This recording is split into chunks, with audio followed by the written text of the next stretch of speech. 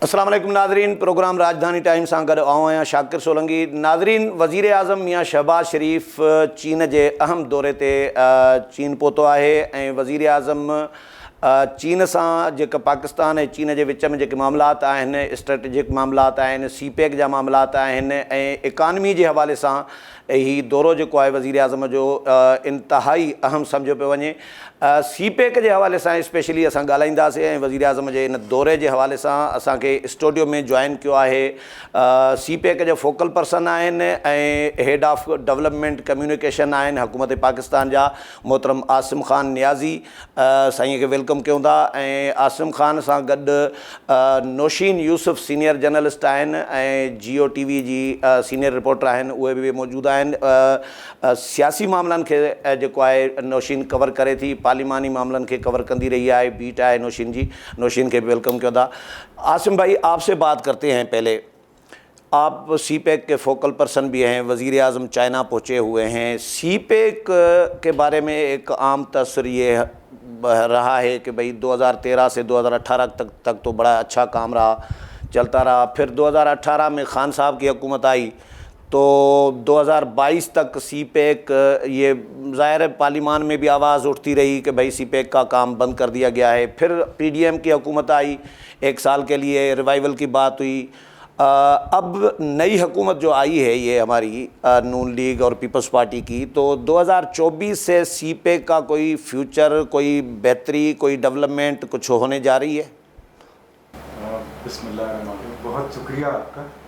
इंतहाई अहम मौजू है और बड़ा अहम मौका है हमारे लिए। इस हवाले से 2013 से 2018 की बात की जाए तो वो सीपेक का इब्तदाई दौर था और 2015 में हमने एक बड़ा फ्रेमवर्क एग्रीमेंट किया सीपेक का, जिसमें 46 अरब डॉलर की हमने एक खतीर रकम सरमायाकारी की सूरत में पाकिस्तान में लाने का फैसला किया, पाकिस्तान और चीन ने। और उसमें 4 बुनियादी जो थे पिलर थे सीपेक के, या अहम सतून थे। पहला जो इस हवाले से सीपेक का था, आपको याद होगा कि 2013 तक पाकिस्तान अंधेरों में डूबा हुआ था और पाकिस्तान शदीद तरीन तवानाई के बहरान से गुजर रहा था उस वक्त। तो सबसे अहम तरीन चीज़ जो उस दौर में हुई वो ये था कि 16 अरब डॉलर के जो मनसूबे थे एनर्जी के, उनके ऊपर हमने दस्तखत किए सरमायाकारी की सूरत में भी। और उसके बाद जब वो बिल्कुल नए जो यहाँ पे पावर प्लांट्स हमने लगाए 2015 से 2018 के दरमियान, तो ये एक अहम तरीन चीज़ थी। और नतीजा क्या निकला? नतीजा ये निकला कि पाकिस्तान में जो हम लोग 8 से 10 हज़ार का पावर शॉर्टफॉल था वो ख़त्म हो के हमारे पास 12,000 मेगावाट बिजली सरप्लस हो गई। और हमारे लिए अब ये मसला था कि वो बिजली, उसकी डिस्ट्रीब्यूशन का एक निज़ाम वज़ा किया जाए ताकि उसमें आप हर घर तक बिजली पहुंचा भी सकें और लाइन लॉसेस भी कम हो। और उसके अलावा अगर आप जो है वो बिजली एक्सपोर्ट करना चाहते हैं तो आप उसके लिए कोई मैकेनिज़्म तश्कील दें। हम इस हद तक आगे चले गए। फिर उसके बाद जो है दूसरा पिलर था हमारा, वो था इंफ्रास्ट्रक्चर डेवलपमेंट का। आप जब बात करते हैं पाकिस्तान के अंदर कनेक्टिविटी की, तो हमें अमूमन टूटी फूटी सड़कों का जो है वो हवाला दिया जाता है। इसी तरीके से जब आप बात करते हैं पाकिस्तान के अंदर तिजारत में इजाफे की और पाकिस्तान के जो देहात हैं जो कि 57% जो आपकी मईशत का दारोमदार ज़राअत पे है, आपकी ज़रिए अजनास को अपने करीबी शहरों तक पहुंचाने के लिए आपका जो इंफ्रास्ट्रक्चर है बहुत पुअर है। और उसमें आपको कई दिन लग जाते हैं करीबी अजला में माल पहुंचाने तक। अगर बारिशें हो रही हों तो सड़क के ना होने की वजह से आपका माल जो है, आपकी जो ज़रिए अजनास हैं, मैं गंदम की मिसाल दूंगा, कई दफ़ा अपने गोदामों में ख़राब हो जाती है जब बारिशें, अगर बेमौसमी बारिशें हमारे यहाँ तो बहुत कॉमन हो रही हैं। उसका नतीजा क्या निकलता है कि आप बाहर तो एक्सपोर्ट करना दरकिनार, अपने मुल्क के अंदर आप लोग फंस के रह जाते हैं। और वहाँ पे अपने एक शहर से जब नहीं निकाल सकेंगे तो आप किस तरह से जो वो एक्सपोर्ट की बात कर सकते हैं? तो एक तो इंफ्रास्ट्रक्चर, लेकिन ये बड़े पैमाने पे इंफ्रास्ट्रक्चर था, जिसके नतीजे में आप ये देखें कि मोटरवेज और जो शाहराहात थी तकरीबन जो है 12,000 किलोमीटर की शाहराहात और मोटरवेज तामीर हुई इस दौरान 2015 से 2018 के दरमियान। फिर जो तीसरी अहम तरीन चीज़ थी सीपेक के फ्रेमवर्क एग्रीमेंट की, जिसकी मैंने बात की, जब प्रेसिडेंट शी जिनपिंग पाकिस्तान तशरीफ लाए تو اس موقع پہ تیسری اہم ترین چیز تھی آپ کی گوادر بندرگاہ.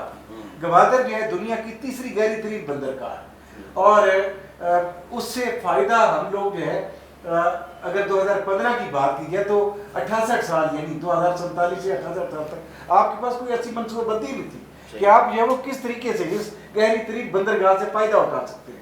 اب یہ بندرگاہ اگر جغرافیائی لحاظ سے دیکھا جائے, جیسے پاکستان جو ہے تصویراتی لحاظ سے اسٹریٹجک پوائنٹ ہے, یعنی اسٹریٹجک لحاظ سے جو ہے وہ ایک انتہائی اہم ترین مقام پہ واقع ہے, اسی طریقے سے پاکستان کے اندر جو گوادر کی لوکیشن ہے وہ بڑی آئیڈیل ہے کہ آپ جو لینڈ لاک آپ کی ریاستیں ہیں, وسطی ایشیائی ریاستیں, ان کو باہر نکلنے کا کوئی طریقہ نہیں ہے.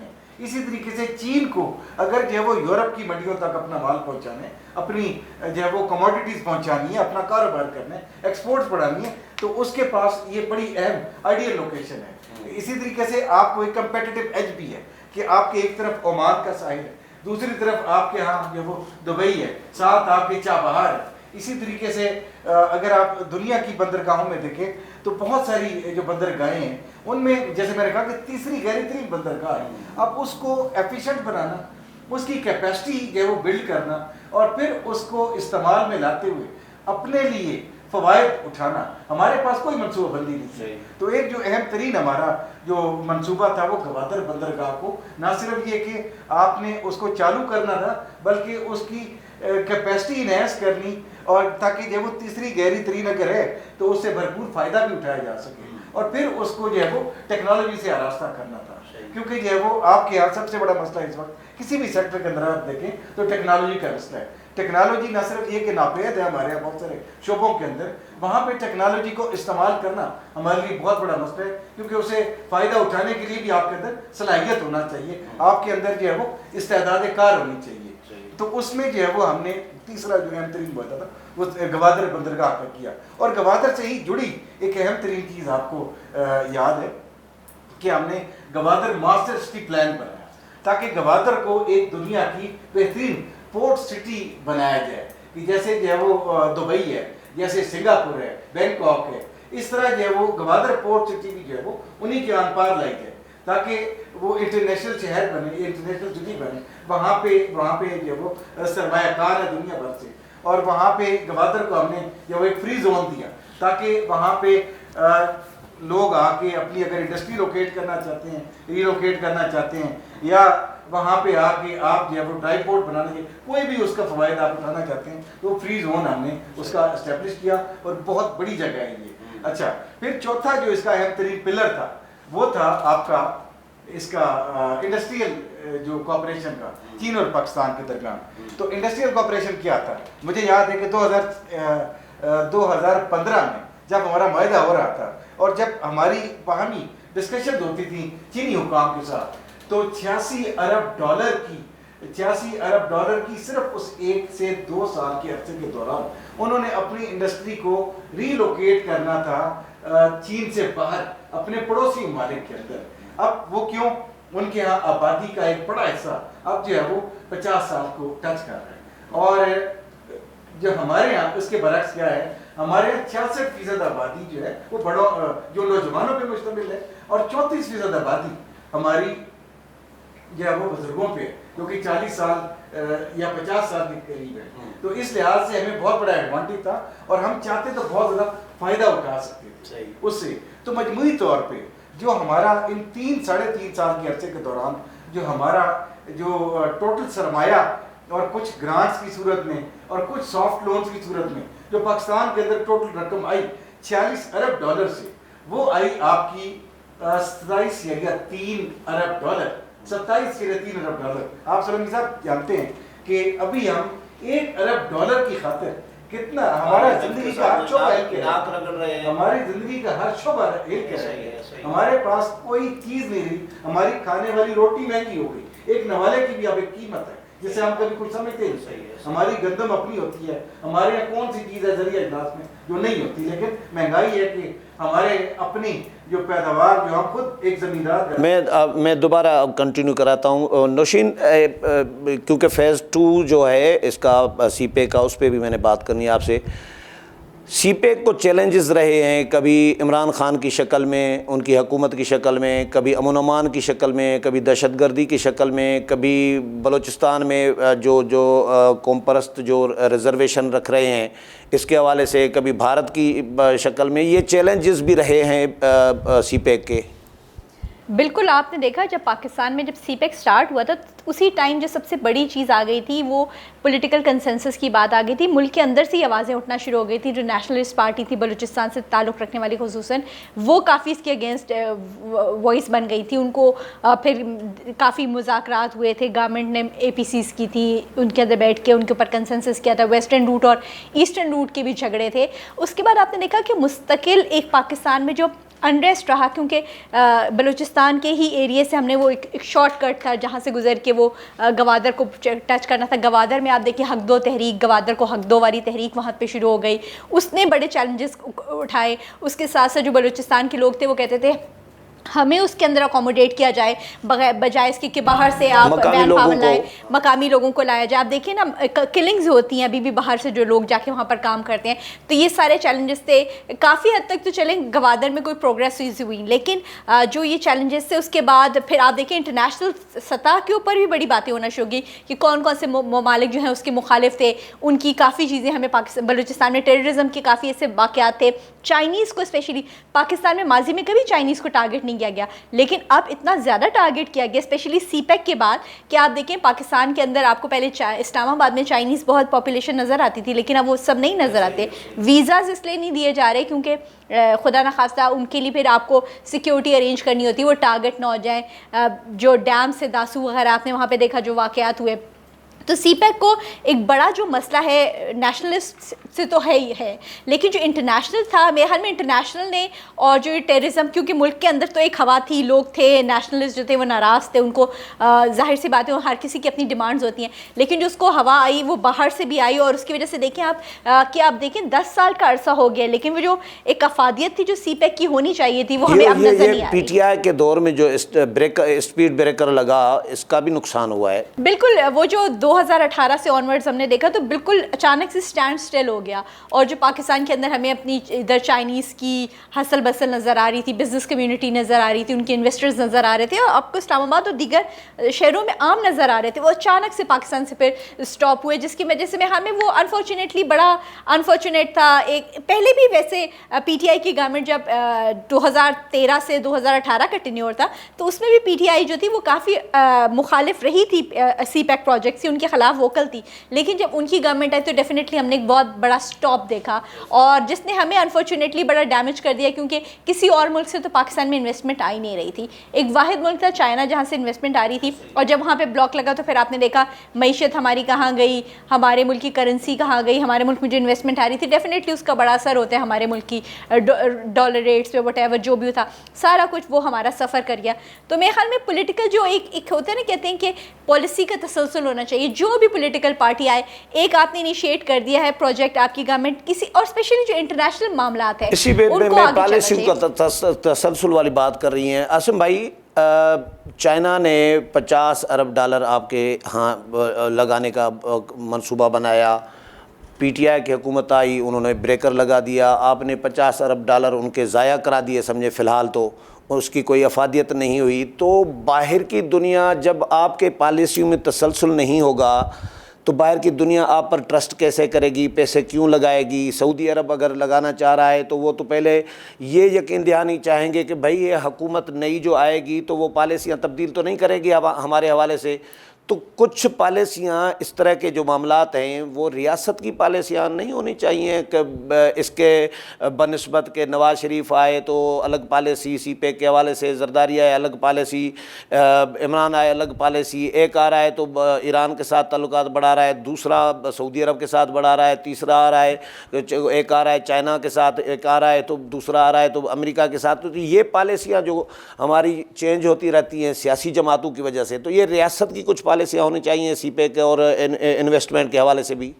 بالکل، اس میں ریاست کا بنیادی کردار ہونا چاہیے. اور ایک چیز جسے اکثر ہم لوگ سنتے بھی ہیں، بہت سارے سیاستدانوں کی طرف سے یہ تجویز آتی ہے، بہت سارے جو دانشور ہیں ان کی طرف سے بھی یہ تجویز آتی ہے کہ پاکستان کو ایک بات پہ اتفاق کرنا ہوگا کہ معاشی معاملات پہ کوئی سیاست نہیں ہوگی، اور کچھ لوگ اسے میثاق معیشت کہتے ہیں، ٹھیک ہے نا، اس پہ تو بالکل ہونی چاہیے۔ اب آپ کو میں ایک مثال دیتا ہوں کہ 2,36,000 نوکریاں، جابس جو ہے وہ باقاعدہ طور پر پیدا ہوتی ہیں سی پیک کے پہلے فیز کے اندر، جبکہ صرف اور صرف جب وہ 27.3 ارب ڈالر کی اماؤنٹ جو ہے وہ پاکستان میں انجیکٹ ہوئی تھی، اور یہ وہ اماؤنٹ ہے جو فزیکلی رول آؤٹ ہوئی ہے۔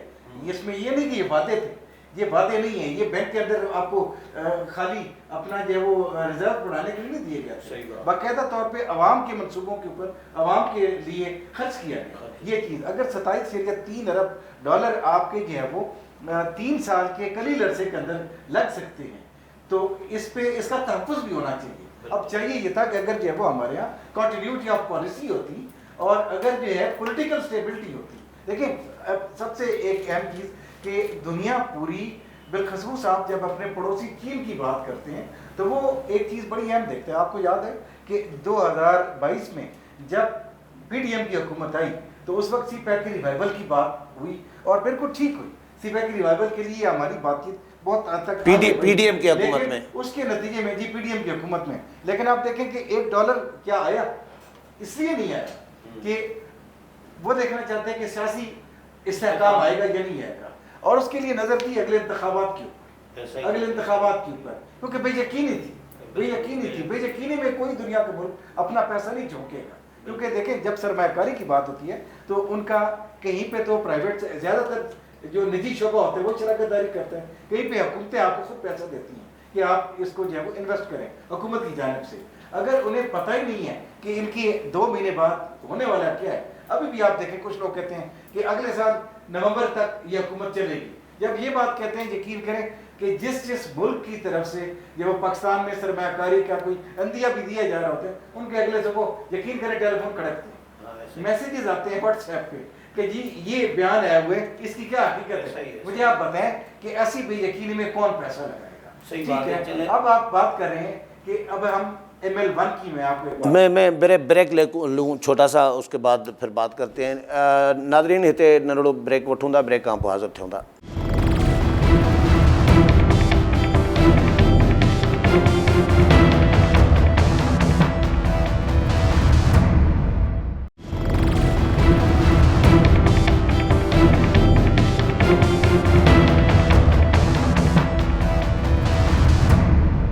ویلکم بیک ناظرین سی پیک کے حوالے سے ॻाल्हायूं पिया। आसिम ख़ान नियाज़ी असां सां मौजूदु आहिनि, सी पेक जा फोकल पर्सन आहिनि ऐं हुकूमत पाकिस्तान जा हेड ऑफ डेवलपमेंट कम्युनिकेशन भी आहिनि, ऐं नौशीन यूसुफ उन सां गॾु आहे। आसिम भाई, सी पैक फेज़ 2 उसका क्या बनेगा? سی پیک فیز 2 کا جو ہے وہ بہت اچھا بنے گا اگر ہمارے یہاں جو ہے وہ ریاست کی جیسے آپ نے کہا کہ رٹ بھی رہے اور سیاسی استحکام رہے اور سیاستدان ہمارے بالغ نظری کا مظاہرہ کریں۔ سب سے اہم چیز ہوتی ہے سیاستدان، کیونکہ وہ جس کا جو بھی دور ہوتا ہے نا، چاہے مارشل لا کا دور بھی سیاستدان کا ایک کردار ہوتا ہے، تو ہمارے آپ تو ماشاءاللہ سے ایک سیاستدانوں کا ہی اپنا دور چل رہا ہے، تو اس حوالے سے سیاستدانوں کو بالغ نظری کا مظاہرہ کرنا ہے۔ سی پیک فیز 2 جو ہے کیا سب سے اہم بات سمجھنے کی ہے، ایک تو سی پیک فیز 2 یہ ہے کہ جو پہلے مرحلے کے ایسے منصوبے جو نامکمل تھے انہیں مکمل کیا جائے گا، جیسے میں نے آپ کو شروع میں اس کے 4 پلرز گنوائے، تو اس میں سب سے اہم چیز آپ کا جو گوادر ہے، گوادر ماسٹر سٹی پلان ہے، اسی طریقے سے آپ کا گوادر انٹرنیشنل جو ہے وہ ایئرپورٹ ہے، پھر آپ کا اس کے علاوہ گوادر کے اندر جو تعلیمی ادارے، صحت اور گوادر کے جو توانائی کے منصوبے ہیں ان کی تکمیل ہے، ایک تو یہ چیز ہے۔ دوسرا جو ہے آپ کے ملک کے اندر جو انفراسٹرکچر کی ہم نے جب بات کی تھی کہ جو سیکنڈ پلر بڑا اہم تھا، جس میں ہم نے بات کی کہ 12,000 جو کلومیٹر کی چارات بنی، اس میں موٹر ویز بنی، اب جو ہے وہ اس کو ایک نیا مرحلے پہ ہم نے لے کے جانا تھا۔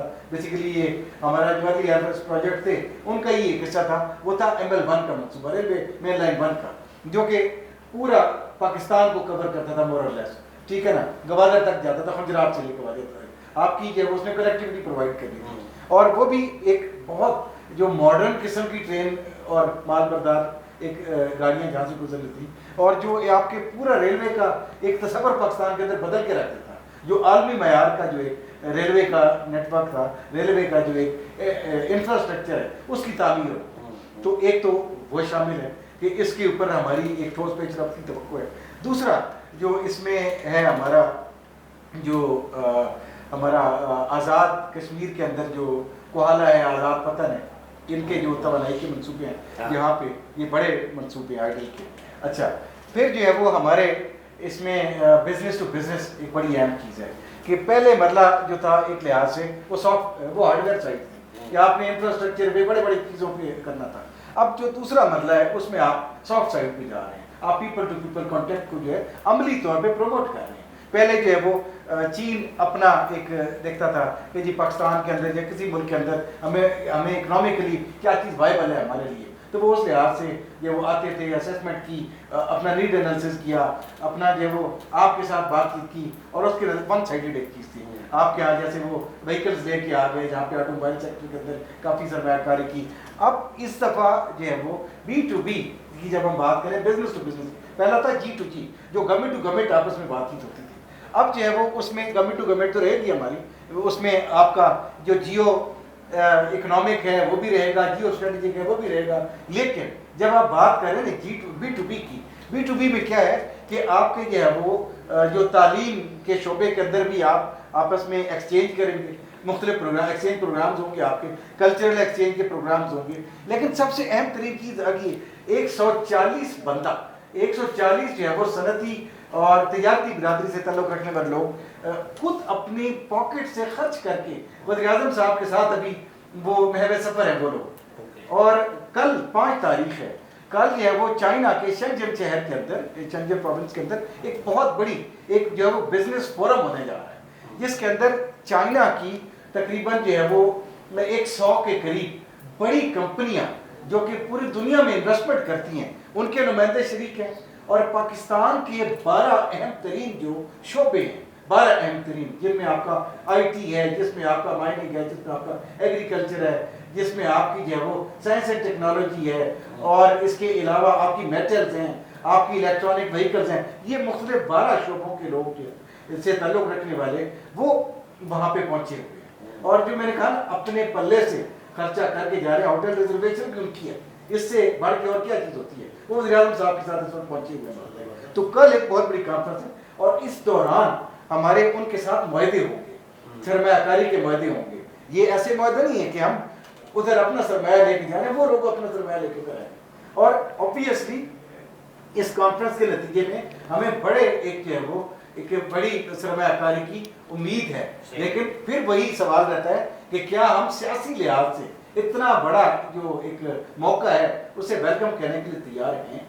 اگر تو اس کا جواب ہاں میں بالکل بہت بڑا بریک. بالکل نوشین, میں یہی بات پھر سوال کروں گا کہ سیاسی استحکام کے ساتھ آپ سرمایہ کار کو تحفظ بھی فراہم کریں. امن امان کے مسائل بھی ہیں پاکستان میں. ابھی یہ جو ہوا تھا دھاسو والا واقعہ, اس کے بعد ظاہر ہے ایک ریزرویشن تو ہیں, ایک خوف تو ہے سرمایہ کار میں کہ بھائی ہم پیسے لگائیں گے, ہم مزدور لگائیں گے, ٹیکنیکل ٹیمیں بھیجیں گے, انجینئر بھیجیں گے, تو ہمارا تحفظ دینا حکومت پاکستان کا کام ہے. تو یہ کتنا ضروری ہے امن امان؟ دیکھیں امن و امان کے لیے تحفظ دینا, اسپیشلی جب آپ انویسٹرز کو لا رہے ہیں, تو بہت ہی ہمیں سب سے اہم ہے. اور پتہ ہے ایک بڑا مسئلہ ہو جاتا ہے پاکستان میں, انویسٹر تو آ رہا ہے, اس سے زیادہ ہمیں اس کی سیکیورٹی کے لیے جو ارینجمنٹس کرنے پڑ رہے ہیں اس کے لیے ہم کرتے ہیں, اور پھر ہم ان سیکیورٹی میں لیپسز کر رہے ہیں. ہم نے جو اپنے ایس او پیز طے کیے ہیں, ہم نے جو خود پروٹوکالس طے کیے ہیں کہ ہم نے ان کو انویسٹرز کو جو بھی ہمارے ملک میں غیر ملکی کام کر رہے ہیں, ہم نے ان کو جو تحفظ دینا ہے, ہم اس میں ناکام ہو جاتے ہیں, سیکیورٹی فیلیئرز ہوتے ہیں, جس طرح کے داسو وغیرہ پہ اٹیک ہوا گیا آپ کے سامنے, وہ ساری چیزیں. اب اسی طرح آپ دیکھیں تو لوگ بلوچستان میں بڑا پوٹینشیل ہے, لیکن انویسٹرز کیوں نہیں آ رہے؟ کچھ اس میں بیرونی قوتیں بھی ملوث دیکھیں, بیرونی قوتیں ملوث ضرور ہو سکتی ہیں, وہ تب ہوتی ہیں ان واقعات میں بالکل ہوتی ہیں, لیکن وہ تب ہوتی ہیں جو ہم ہی پرووائڈ کر دیں نا ان کو مواقع. اگر ہم اپنی سیکیورٹی ہی اتنی ٹائٹ رکھیں کہ وہ کوئی اٹیک ہی نہ کر سکے ان کے اوپر, ان کو جیسے جیسے تحفظ ملے گا تو 10 سے 20 بندے بڑھیں گے, 20 سے 40 غیر ملکی لوگ آ جائیں گے. تو میرے خیال میں ہماری انٹرنل جو معاملات ہیں سیکیورٹی کے, جس میں ہمیں لیپسز نہیں ہونے چاہیے. آپ دیکھیے اب ہمارے سیکیورٹی فورسز بھی ویل اکوپڈ بالکل بھی نہیں ہیں, جو ہمارے پولیس والے ہیں. اب ہمارے باقی اہلکاروں کو دیکھیں, ہم ان کو بھی بالکل اسٹینڈرڈ تو نہیں ہم دے رہے, پرووائڈ کر رہے کہ وہ ان لوگوں کو جو پاکستان میں انویسٹرز آ رہے ہیں. اب دیکھیں بلوچستان ہے, خیبر پختونخوا ہے, جو سب سے پوٹینشیل والے ایریاز ہیں ہمارے, ادھر ہی امن و امان کی صورتحال اتنی خراب ہے. اگر کوئی بھی بندہ, کوئی آپ چائنا چھوڑ دیں, آپ عرب کنٹریز کو دیکھ لیں, آپ امریکن کنٹریز کو دیکھ لیں, یورپین, کوئی آ کر چاہے گا کہ یہاں پر آ کر وہ اپنے بندے, یہاں تو بندے اغوا ہو جاتے ہیں, اغوا برائے تاوان کے لیے اٹھا لیتا ہے, کوئی جو ہے یہاں پہ قتل کر دیے جاتے ہیں. تو انویسٹرز جو ہیں وہ ڈیفینیٹلی, جب آپ کے ملک میں سیکیورٹی ہوگی اور اس کی امپلیمنٹیشن کرنا میں ہمیں ایگزیکٹو حکومت کی, ہماری سیکیورٹی ایجنسیز کی بہت بڑی ذمہ داری ہے. اسپیشلی اگر آپ نے کچھ SOPs بنا لیے نیشنل ایکشن پلان میں, آپ کو یاد ہے, اور جو دیگر بھی ہمارے پارلیمنٹ کے اندر ڈبیٹس ہوئی تھی, اور جو ہمارے پھر ہم نے دیکھے تھے سیکیورٹی کے فریم ورکس آتے تھے, بڑی جامع قسم کی باتیں کرتے تھے. اگر میں کہتی ہوں ان میں سے 90% بھی آپ یا 50% آپ عمل درآمد کریں, اسٹرکٹ SOPs فالو کریں, تو میں ہر میں جو انویسٹر آ رہا ہے نا وہ سیکیور بھی فیل کرے گا. وہ کہے گا یار ہم پر اٹیک نہیں ہو رہا, ہم جا کر وہاں پر مائننگ ہے, وہاں پہ انفراسٹرکچر ڈیولپمنٹ ہے, دیگر ہمارے جو ملک کے شعبے ہیں جہاں پر لوگ آ کے انویسٹ کر سکتے ہیں, جہاں پہ غیر ملکی آ کے رہ سکتے ہیں. تو میرے خیال میں یہاں پہ بڑا ہو سکتا ہے, جس کے لیے سیکیورٹی کو یقینی بنانا اولین ترجیح ہونی چاہیے. عاصم بھائی, اس وقت ساری سیاسی جماعتیں بشمول PTI یا ماسوائے PTI کیا کہیں گے, آن بورڈ ہیں کہ دوسرا مرحلہ جو ہے ہونے جا رہا ہے, یا وزیر اعظم حکومت نے سیاسی جماعتوں کو اعتماد میں لیا ہے یا لینے کی ضرورت نہیں ہے, پہلے ہی اعتماد میں ہیں؟ اور وزیر اعظم یہ بھی ادھر یقین دہانی کرائیں گے کہ اب پاکستان میں سیاسی استحکام آ گیا ہے, یا ہم ذمہ داری لے رہے ہیں, ہماری حکومت چلے گی, یہ یقین دہانی بھی تو کرائیں گے یقیناً. ایک چیز تو میں وثوق سے کہہ سکتا ہوں کہ سیاسی جماعتیں, ان کی جو وہ بہت بڑی تعداد, تقریباً جس میں جو وہ مین اسٹریم پارٹیاں ساری شامل ہیں, وہ لوگ سیاسی عمل کے استحکام پہ بھی راضی ہیں. اور ساتھ ساتھ جو ترقی کا عمل ہے, بالخصوص جو CPEC, کیونکہ آپ دیکھیں آپ نے IMF کے ساتھ بھی بات کی, آپ نے مختلف جو مالیاتی ادارے ہیں ان کے ساتھ بات کی, آپ مختلف ملکوں سے سرمایہ کاری بھی لانے کی بات کر رہے ہیں. تو اس حوالے سے جو ہے وہ میرا خیال ہے سب کا اتفاق ہے کہ ہمیں جہاں سیاسی استحکام پہ توجہ دینی ہے, وہاں سب سے بڑی بات ہے کہ سیکورٹی معاملات کے اوپر بھی ہمیں جو ہے وہ تحفظات دور کرنے ہیں سرمایہ کار کے. اور پھر جو بات ہے کہ ترقی کے عمل کو جاری کرنے کی, میرا نہیں خیال کہ کوئی ملک سے محبت کرنے والی جماعت اس کی مخالف ہو سکتی ہے. باقی ایک میں اہم بات نوشین کے لیے, آپ کے لیے یہ گوش گزار کرنا چاہتا ہوں تمام حاضرین کے, ہمارے ناظرین کے, کہ CPEC کا جو ابھی ایک بڑی پیش رفت ہونی ہے فیز 2 کے اندر, ہمارا باقاعدہ طور پہ سیکیورٹی کوآپریشن بھی اس کے ایجنڈے میں شامل ہے. اور سیکیورٹی کوآپریشن کیا ہے؟ ایک تو جیسے آپ نے کہا کہ پاکستان کی اپنی فورسز جو ہے وہ اس کو حل کرے اس مسئلے کو, اور اپنی جو وہ انٹیلیجنس پڑھائیں. اس کے علاوہ کوئک ایکشن ہونا چاہیے, نیشنل ایکشن پلان بنایا, اس پہ عمل درآمد کریں. لیکن ہم ایک چیز جو ہے وہ یاد رکھیں, ابھی اس میں نوشین نے اشارتاً ایک بات کہی تھی کہ ہمیں جو ہے وہ اپنی سیکیورٹی فورسز کو آراستہ کرنا ہے جدید ہتھیاروں سے. اور جدید ہتھیار کوئی گن نہیں ہے یا کوئی اور چیز نہیں, بلکہ آپ کو سیکیورٹی کے جو خاص طور پہ سرویلنس کے اور لوگوں کی جو انٹروژن ڈیٹیکشن ہے, اس کے لیے جدید وسائل اور ذرائع کی ضرورت ہے, ٹیکنالوجی لے کے آنے کی ضرورت ہے. تو اس پہ ایک انشاءاللہ ٹھوس پیش رفت آپ کو ملے گی, جو کہ نہ صرف CPEC کے جو سرمایہ کار ہیں ان کی پروٹیکشن میں مدد کریں گے ہماری, بلکہ دنیا بھر سے جو بھی سرمایہ کار ہیں گے ان کو بھی ہم تحفظ دینے میں اس کی مدد لے سکیں. یہ دوسرے مرحلے میں کیا کیا اس میں منصوبے ہیں جو نیا آئے گا؟ میں نے کچھ تو آپ کو گنوائے.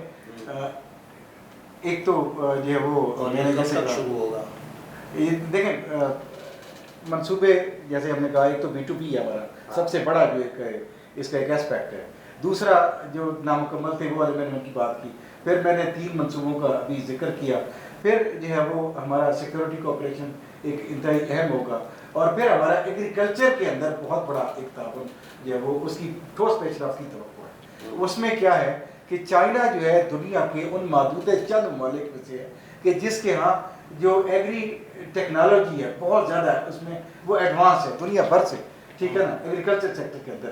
تو ہم جب وہ ٹیکنالوجی ٹرانسفر کی بات کر رہے ہیں کہ اگر ایگریکلچر کے شعبے کے اندر ہم جب وہ ٹیکنالوجی لے کے آنے کی بات کر لیتے ہیں, کامیاب ہو جاتے ہیں اس میں, تو آپ کے پاس نہ صرف جدید ٹیکنالوجی آ جائے گی بلکہ آپ کے پاس پھر اسکل بھی ٹرانسفر ہوگا. اسکل ٹرانسفر ہوگا, آپ کا ہیومن ریسورس جو ہے وہ زیادہ کیپیبل ہو جائے گا اور مختلف شعبوں کے اندر آپ اس کو جو ہے اس کی صلاحیت سے تو آپ کی وزارت سی پیک والی جو وزارت ہے یا منصوبہ بندی, تو وہ کیا کر رہی ہے آج کل اسی پہ؟ سی پیک فیز 2 پہ جتنا کچھ ہے, ہمارے اس وقت 26 جو ڈویژنس ہیں مجموعی طور پہ فیڈرل گورنمنٹ کے, وہ اس پہ کام کر رہے ہیں. ایک تو ہم ان کی کوآرڈینیٹنگ باڈی ہیں, جتنا بھی ان کا جو سینٹرل پوائنٹ ہے وہ ہم لوگ ہیں, وفاقی وزارت منصوبہ بندی اور اس کا جو سی پیک سیکریٹریٹ ہے, ہم انہیں لائن منسٹریز کرتے ہیں. ہم ان کے ساتھ مل کے جو مختلف شعبہ زندگی ہیں, اب یہ 26 ڈویژن بیسیکلی 26 مختلف شعبہ زندگی سے تعلق رکھتے ہیں نا, ان کی نمائندگی کرتے ہیں. تو ایک تو ہم ان کی جو ایک خاص جو ان کی مہارت ہے, خاص شعبہ ہے جس کے وہ علمبردار ہیں, ایک تو اس حوالے سے ہم مختلف منصوبوں پہ کام کر رہے ہیں تاکہ جو ہے وہ جو ہمارے ورکنگ گروپس بنے چائنا کے ساتھ. ورکنگ گروپ کیا ہوتے ہیں؟ ایکسپرٹ لیول پہ جو ہے وہ ادھر سے بھی لوگ نامینیٹڈ ہوتے ہیں, ان کی طرف سے بھی نامینیٹڈ ہوتے ہیں, پھر جو ہماری طرف کے لوگ مختلف قابل عمل منصوبے ادھر بنا کے پیش کرتے ہیں جو کہ چائنا اپنے جو حکومت کو پیش کرتا ہے, پہلے وہ خود اس پہ اطمینان حاصل کرتے ہیں اور پھر جو ہے وہ جب وہاں سے ان کی منظوری ہوتی ہے تو پھر دو طرفہ طور پہ اس کی جو جیسے آپ کسی بھی چیز کی پرائس کے اوپر کاسٹ کے اوپر نیگوشیٹ کرتے ہیں, بالکل وہی ہوتا ہے. تو پھر ہم دیکھتے ہیں کہ فائنینسنگ بورڈز کیا ہوں گے, کہ یہ کوئی جو ہے وہ بی او ٹی ہوگا یا یہ کوئی جو ہے وہ پرائیویٹ پبلک پارٹنرشپ ہوگا یا یہ کوئی سافٹ لون ہوگا یا لانگ ٹرم لون ہوگا یا کیا اس کا فائنینسنگ بورڈ ہوگا, ٹھیک ہے نا, یا جو ہے وہ خالی سرمایہ کاری ہوگی ون سائڈڈ. یہ سب کچھ جو ہے وہ اب آپ نے اس کو ایک تو یہ ہم لوگ کرتے ہیں. دوسرا جو ہے ہمارا سارا فوکس اس وقت جو ہے سی پیک کی فیز 2 کو جلد از جلد تیار کرنے پہ ہے کہ اب تک کا جتنا کچھ ہم لوگ فائنل کر چکے ہیں چائنا کے ساتھ, ان چیزوں کو کم از کم فوری طور پہ وزیر اعظم پاکستان کے دورے کے بعد جن جن چیزوں کے اوپر سائن ہو جاتا ہے ہم فوری طور پہ اس کو رول آؤٹ کرنا سٹارٹ کریں, کیونکہ سرمایہ آئے گا آپ کے ہاں جو ہے وہ پیداواری صلاحیت میں اضافہ ہوگا. آپ کے ہاں جب پیداواری صلاحیت اور پیداواریت میں اضافہ ہوگا تو آپ ایکسپورٹ کرنے کی پوزیشن میں ہوں گے. ہمارا جو سب سے اہم ترین جو اس وقت توجہ کا جو مرکز ہے وہ ہے 5 as frame work. 5 as frame work کیا ہے؟ پہلا ای ہے آپ کا ایکسپورٹ کے اوپر, کہ آپ کے ہاں اس وقت حالت یہ ہے کہ 55 ارب ڈالر کی خالی پچھلے چند ماہ کے دوران 9 سے 10 ماہ کے دوران امپورٹ ہوئی ہے, اور آپ کی ایکسپورٹ 27 ارب ڈالر کی ہوئی ہے, جو کہ ایک ہمیں ہماری معیشت کے لیے قاتل ہے. ایک تو ہم نے ایکسپورٹ بڑھانا ہے, ایکسپورٹ لیڈ گروتھ پہ توجہ دینی ہے. دوسرا جو ای ہے آپ کا وہ ہے آپ کو انوائرمنٹل چیلنجز درپیش ہیں. آپ کے ہاں جو ہے وہ بے موسمی بارشیں ہو جاتی ہیں, آپ کے ہاں گرمی کی شدت میں بے تحاشا اضافہ ہو رہا ہے, آپ کے ہاں برف باری جب ہوتی چلی جاتی ہے, یہ جو موسمیاتی تبدیلیاں یہ الگ سے ایک جو برین اسٹارمنگ چاہتی ہیں, الگ سے حکمت عملی چاہتی ہیں. تو اس کے لیے ہم نے جو ہے 4RF ایک فریم ورک تشکیل دیا, ٹھیک ہے نا, جس میں آپ جو ہے وہ بات کرتے ہیں ایک ریزیلینٹ انفراسٹرکچر تعمیر کرنے کی, آپ بات کرتے ہیں ریہیبلیٹیشن کی, جو تباہی ہوئی ہے اس سے ریہیبلیٹیٹ آپ کیسے کریں گے, آپ ریکوری کی بات کرتے ہیں, ٹھیک ہے نا. تو آپ جو ہے ایک تو یہ چیز ہے. پھر جو ہے وہ اگلا ہمارا اس میں انوائرمنٹ کے بعد آ جاتا ہے آپ کا ای پاکستان. جب آپ ای پاکستان کی بات کرتے ہیں یعنی کہ پوری معیشت کو ڈیجیٹلائز کرنا ہے, اور آپ کا زندگی کا ہر شعبہ اس کے اندر اگر آپ نے شفافیت لانی ہے تو آپ کو اس کو ڈیجیٹلائز کرنا ہوگا, آپ کو آٹومیٹ کرنا ہوگا. یہ جو کہتے ہیں نا گورننس میں بہتری, کرپشن کا خاتمہ, یہ تب ہوگا جب شفافیت آئے گی. شفافیت اسی صورت میں آ سکتی ہے کہ آپ کا سب کچھ کمپیوٹرائزڈ ہو جائے, آپ جو ہے وہ معیشت کو کمپیوٹرائز کریں. اس کے علاوہ آپ کا جو نظم و نسق ہے, آپ کا ملک چلانے کا نظم و نسق ہے, اس کو بھی آپ ٹرانسپیرنٹ بنائیں. آپ کیا ابھی تک انگریز والا نظام کیا تھا, اور آپ نے جو ہے وہ سارا انسانوں کے اوپر سارا نظام کا دار و مدار ہے, تو قوانین پہ عمل درآمد کرنے کے لیے بھی آپ کو یہی IT اور یہ انفراسٹرکچر مدد دے گا. پھر جو آپ کا چوتھا ای ہے آپ کا, وہ آ جاتا ہے آپ کے اس پہ ایجوکیشن, انرجی کے اوپر. انرجی بھی کیسی کہ آپ کو نہ صرف یہ کہ بجلی پیدا کرنی ہے بلکہ یا توانائی کے مختلف شعبے ان کو جو ہے وہ ایفیشینٹ بنانا ہے, بلکہ وہ سستی ہو. हर आदमी के लिए अफोर्डेबल हो, ये हमारा जो है वो चौथा ई है। पांचवा ई आपका है इक्विटी का, कि आप जो है एक ऐसा मुआशरा तश्कील दें और एक ऐसा निज़ाम तश्कील दें जिसमें जो है तमाम लोगों को, बिलखसूस आपकी ख़वातीन को मसावियाना मौक़े मिले आगे बढ़ने के। अभी आपके यहाँ आज भी बहस होती है कि ख़वातीन की असम्बलियों तक ख़वातीन की मखसूस नशिस्तें रखनी पड़ती हैं। क्यों? हमें पता है कि हमारे यहाँ खातून मुंतखब नहीं हो सकती, बहुत कलील जगह ऐसी है जहाँ से ख़वातीन मुंतखब होकर आती हैं, अदरवाइज हमारे पास कोई चॉइस नहीं है। उन्हें इस धारे के अंदर शामिल करने के लिए हमें जब वो मखसूस नशिस्तें रखना पड़ती हैं। हम चाहते हैं कि जब वो इतनी बड़ी तादाद में एक अपने मेरिट पे आगे आएंगी तो फिर हमें ये उनको एक मखसूस जो एक स्टेटस है उसके दे बजाय वो मेन स्ट्रीम हो जाएगी। हम चाहते हैं कि वो मेन स्ट्रीम हो और मईशत का कोई शुबा हो या कोई समाज का शुबा हो, उसमें बराबर का किरदार। चलें, बहुत शुक्रिया। आपका 66% नौजवान उसको आपने एम्पावर करना है, ये आपका बिल्कुल, बहुत शुक्रिया आसिम खान नियाज़ी साहब ऐं नौशीन हम असांखे नाज़रीन सीपेक ते आसिम जेको आहे सीपेक जो फोकल पर्सन आहे ऐं हेड ऑफ डेवलपमेंट कम्युनिकेशन आहे हुकूमत पाकिस्तान जो, ऐं सीपेक जो ॿियो मरहलो जेको आहे उन जे हवाले सां तफ़सीली आसिम असांखे आगाह कयो आहे। ऐं अॼोको प्रोग्राम पंहिंजे पुॼाणीअ ते पहुतो। अॻिले प्रोग्राम में नए महिमान ऐं नए मौज़ूअ सां गॾु हाज़िर थींदासीं। अल्लाह हाफ़िज़।